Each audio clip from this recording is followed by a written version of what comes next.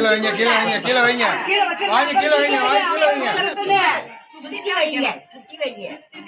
அப்புறம் நீங்க கொடுக்கணும் இங்கிட்டு கொடுக்கணும் கை மாத்துங்க நீ வேணா நீ முந்தே நில்லுடா என் பெத்தா இருக்கியா நிமிந்துட்டாரு ஒன்னே காட்டல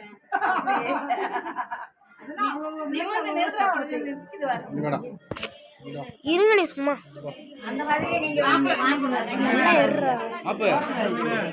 மாப்பிள்ள பொண்ணு வரல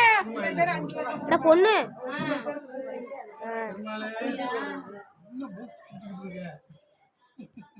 இது